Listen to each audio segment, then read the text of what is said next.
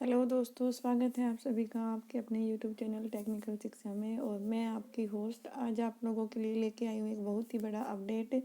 जैसा कि आप पिछले काफ़ी दिनों से इंतज़ार कर रहे थे, तो आज आपका इंतज़ार पूरा हो चुका है और आज आपके लिए कंप्यूटर अनुदेशक की विज्ञप्ति जारी हो चुकी है। तो आज पदों का वर्गीकरण और आपके फॉर्म कब से स्टार्ट होंगे और कब उनकी अंतिम तिथि रहने वाली है, आज मैं इन सब चीज़ों के बारे में इस वीडियो में डिटेल से बताने वाली हूँ। तो आप लोग बने रहिए वीडियो के एंड तक। और अगर आप हमारे चैनल पे फर्स्ट टाइम विजिट कर रहे हैं तो चैनल को सब्सक्राइब करना ना भूलें और बेल आइकन को प्रेस कीजिए ताकि आपको टाइम से सभी अपडेट मिलते रहें। और अगर आपने हमारा टेलीग्राम चैनल ज्वाइन नहीं किया है तो आप टेलीग्राम चैनल को भी ज्वाइन कीजिए, क्योंकि सबसे पहले अपडेट आपको वहीं पे मिलता है। मैं आपको टेलीग्राम चैनल का लिंक डिस्क्रिप्शन में प्रोवाइड करा दूँगी। तो देखिए, जैसा कि आप पिछले काफ़ी समय से इंतज़ार कर रहे थे कि आपकी विज्ञप्ति कब जारी होगी। देखिए, कुछ दिन पहले तो अधीनस्थ बोर्ड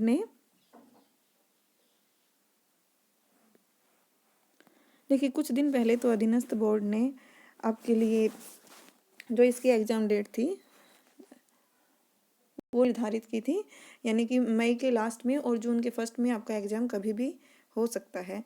तो आज इन्होंने विज्ञप्ति भी जारी कर दी है, यानी कि आपके फॉर्म फिल होना कब से स्टार्ट होंगे आज इन्होंने वो जारी कर दिया है। तो देखिए, जैसा कि आपको पता था कि बेसिक कंप्यूटर अनुदेशक के आपके कुल कितने पद रहने वाले हैं।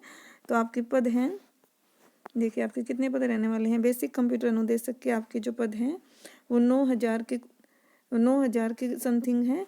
और जो आपके वरिष्ठ कंप्यूटर अनुदेशक के जो पद हैं वो 300 के समथिंग है कुछ। तो ये आपके पद हैं, टोटल पद। तो आगे देखिए, आवेदन प्रक्रिया वही आपको SSO ID बनानी है, SSO ID बनानी होगी, फिर उसके बाद ही आपका फॉर्म अप्लाई होगा। तो देखिए आगे जो इन्होंने, हाँ ये देखिए, आवेदन प्रक्रिया और परीक्षा का शुल्क, यानी कि आपकी फीस कितनी रहने वाली है। जो सामान्य वर्ग है या क्रीमी लेयर श्रेणी के अन्य पिछड़ा वर्ग, यानी कि जो जनरल कैटेगरी और जो OBC कैटेगरी से हैं उनकी फ़ीस आपकी रहने वाली है 450 रुपये। और जो आपके नॉन क्रीमी लेयर या फिर जो पिछड़ा वर्ग या अति पिछड़ा वर्ग से हैं उनकी आपकी जो फीस है वो है 350 रुपये। कितने हैं? 300 रुपये। और जो आपके अनुसूचित जो जनजाति यानी कि SC ST कैटेगरी से हैं उनकी आपकी जो फीस है वो है 250 रुपये। तो ये आपके इसका आवेदन शुल्क रहने वाला है। प्रवेश पत्र, यानी कि प्रवेश पत्र वेबसाइट के माध्यम से ही जारी किए जाएंगे, यानी कि ऑनलाइन ही आपके प्रवेश पत्र आएंगे। और आगे देखिए, ये इन्होंने यहाँ पे दे रखा है पदों का वर्गीकरण, यानी कि जो नॉन TSP है, गैर अनुसूचित क्षेत्र का जो नॉन TSP एरिया है उनका ये पदों का वर्गीकरण है। आपके अजमेर में टोटल कितने पद हैं?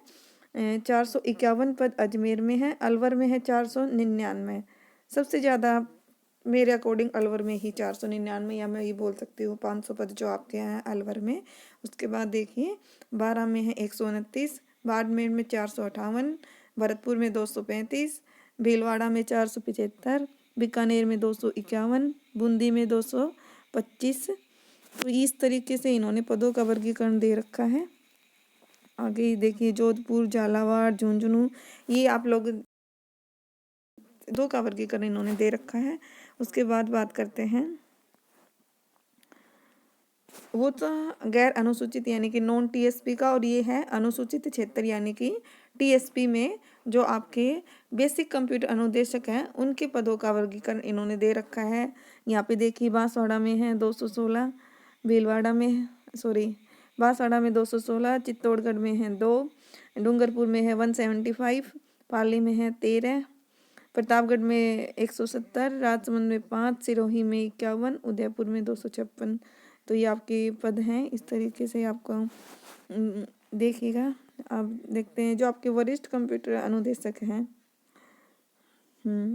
वरिष्ठ कंप्यूटर अनुदेशक के जो इन्होंने जैसे बेसिक कंप्यूटर अनुदेशक में इन्होंने जिलेवार वर्गीकरण दे रखा था, और इसमें वरिष्ठ कंप्यूटर अनुदेशक में क्योंकि इनकी पोस्टिंग संभाग यानी कि संभाग में ही होगी, तो उसके हिसाब से इन्होंने पदों का वर्गीकरण दे रखा है। देखिए, अजमेर में आपके 34 पद हैं, और भरतपुर में 29, बीकानेर में 25, चूरू में 30, जयपुर में 41, जोधपुर में 38, और कोटा में 23, पाली में 21, उदयपुर में 41।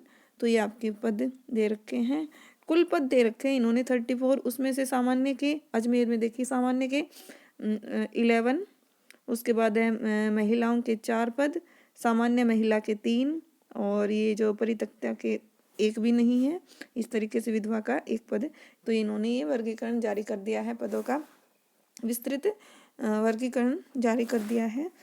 तो अब आप ये मान के चलिएगा कि आपका एग्ज़ाम मई और जून में, जैसा कि अधीनस्थ बोर्ड ने डिसाइड किया है, मई या जून मंथ जो भी आपका, तो आपका एग्ज़ाम हो सकता है। अब अच्छे से प्रिपरेशन कीजिए, और मतलब कंटिन्यूटी के साथ प्रिपेयर कीजिए, तो आपको एग्ज़ाम क्रैक करने में ज़्यादा प्रॉब्लम्स नहीं होंगी। ये देखिए, जो वरिष्ठ कंप्यूटर अनुदेशक हैं उसका जो टीएसपी एरिया है, उनके कुल पद पाली में 1 है, और उदयपुर में आपके 12 हैं, यानी कि टोटल आपके कितने पद रहने वाले हैं? 13 पद आपके जो टीएसपी एरिया में वरिष्ठ कंप्यूटर अनुदेशक के रहने वाले हैं। उसके बाद देखिए इन्होंने, ये देखिए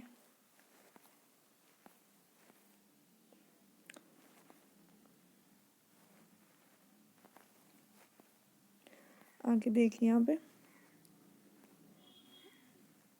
आपका जो वेतनमान है जो अधीनस्थ बोर्ड ने निर्धारित किया था, कितना है आपका पे लेवल, आपका कितना है? लेवल 10, और पे मैट्रिक्स आपका लेवल 8, मतलब ये रहने वाला है।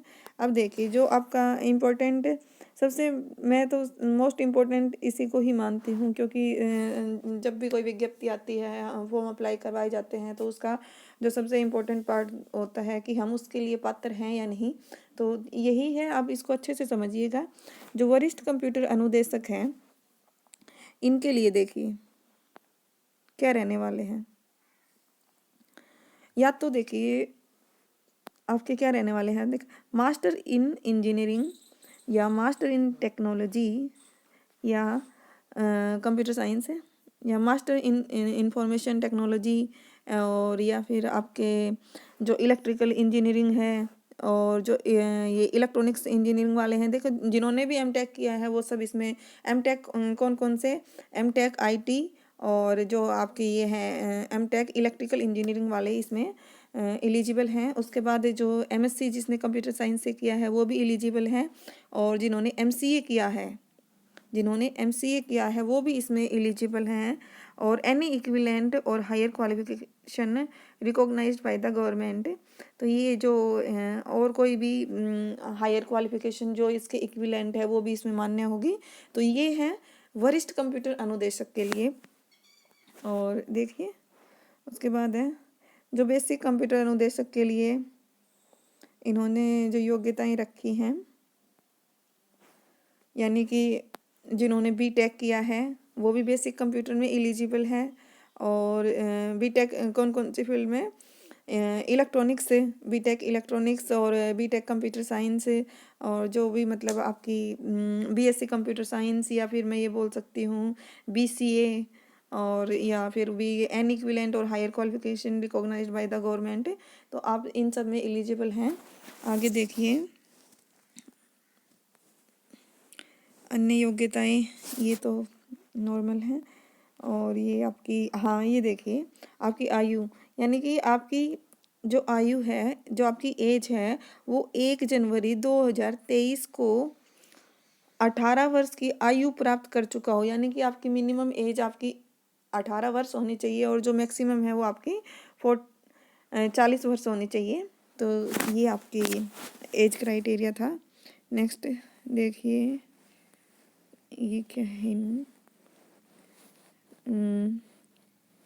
और और ये परीक्षा का माह इन दिनांक, जैसा कि मैंने वीडियो के स्टार्टिंग में बताया था कि आपका एग्ज़ाम कब तक हो सकता है, मई और जून में। देखिए मई और जून में आपके एग्ज़ाम होने के पूरे पूरे चांस है, क्योंकि अब ऐसा कोई इशू नहीं है कि कोविड की वजह से आपका एग्ज़ाम पोस्टपोन होगा और अधीनस्थ बोर्ड एग्ज़ाम लेगा, तो एग्ज़ाम कैंसिल होने के बहुत ही कम चांस है। तो अब आप अच्छे से प्रिपेयर कीजिए और कंटिन्यूटी बनाए रखिएगा।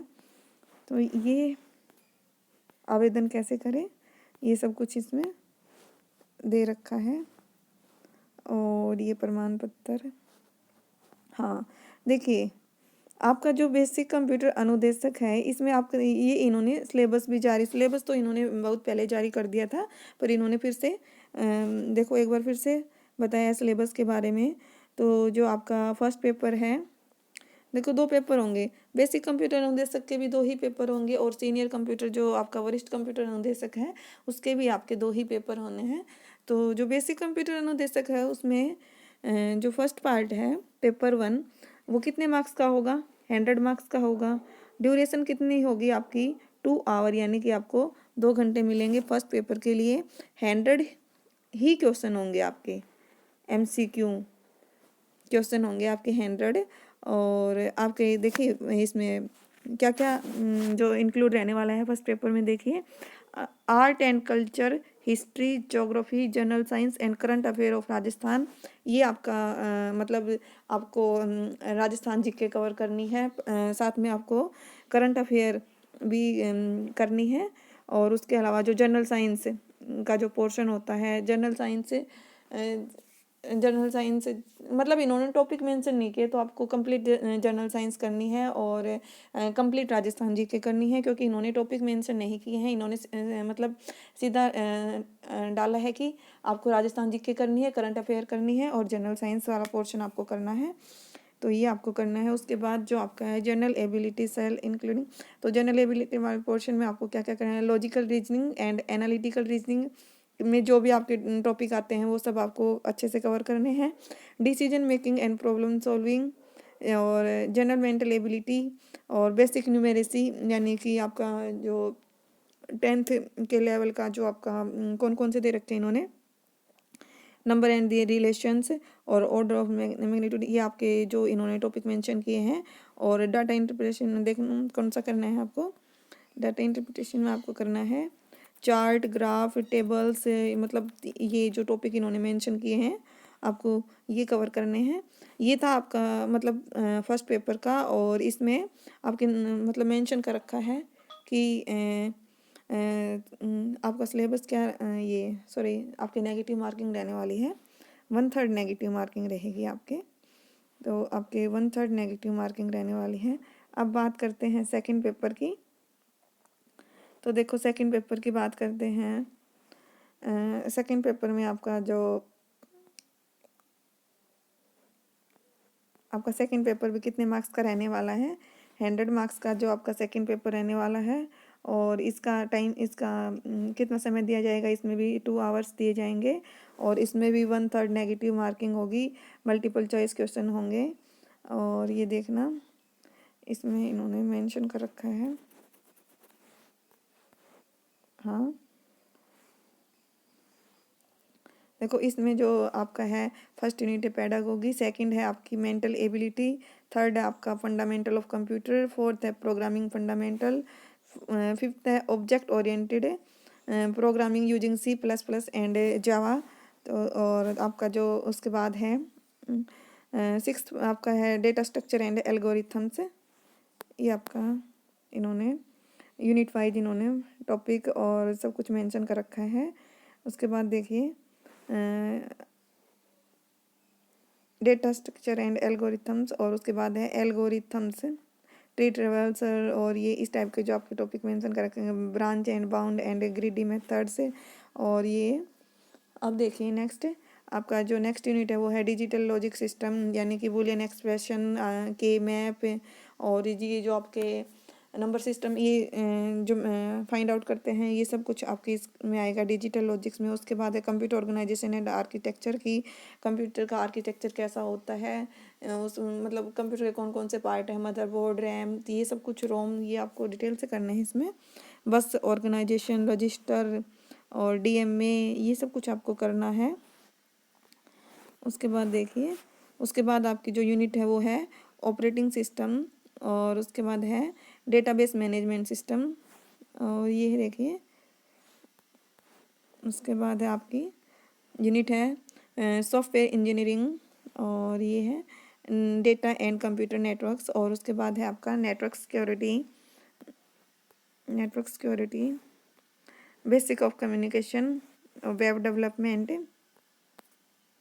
तो ये आपका जो सिलेबस मेंशन कर रखा था, अब इन्होंने ये जो नीचे है, ये आपके जो बेसिक कंप्यूटर इंस्ट्रक्टर के लिए है, वो सीनियर कंप्यूटर इंस्ट्रक्टर के लिए था। पेपर 2 ही होंगे बेसिक में भी, और जो आपका सीनियर कंप्यूटर इंस्ट्रक्टर है उसमें भी आपके पेपर 2 ही होंगे। देखिए, राजस्थान में ये एग्ज़ाम फर्स्ट टाइम हो रहा है, तो इससे पहले कोई कंप्यूटर इंस्ट्रक्टर का एग्ज़ाम हुआ नहीं है। तो आप इसके लिए डीएसएसबी के प्रीवियस ईयर पेपर कीजिएगा, और उसके अलावा जो आप को करने हैं, मतलब किसी भी स्टेट के जिसमें कंप्यूटर साइंस का टीचिंग लाइन का एग्ज़ाम होता है, जैसे मैं बात करती हूँ हरियाणा टेट, क्योंकि वहाँ हर साल एसटेट का एग्ज़ाम लिया जाता है कंप्यूटर साइंस का। तो उसके प्रीवियस ईयर पेपर, डीएसबी के प्रीवियस ईयर पेपर, और जो भी आपकी मतलब डीएसएसबी के पेपर आप देखिएगा अच्छे से। और क्योंकि राजस्थान में फर्स्ट टाइम एग्ज़ाम है, तो पता नहीं है एग्ज़ाम का लेवल क्या रहने वाला है, और अच्छे से प्रिपेयर कीजिएगा। और आज के लिए बस इतना ही। अगर आपको वीडियो पसंद आई है तो वीडियो को लाइक कीजिए, और अगर चैनल पे फर्स्ट टाइम विजिट कर रहे हैं तो चैनल को सब्सक्राइब करना ना भूलें, और बेल आइकन को भी प्रेस कीजिए, जिससे आपको टाइम से न्यू अपडेट मिलते रहें। और अगर हाँ, आपने हमारा टेलीग्राम चैनल ज्वाइन नहीं किया है तो चैनल को ज्वाइन कीजिए। मैं आपको चैनल का लिंक डिस्क्रिप्शन में प्रोवाइड करा दूँगी, क्योंकि वहाँ आपको सबसे पहले अपडेट मिल जाता है। तो आज के लिए इतना ही। Thank you so much.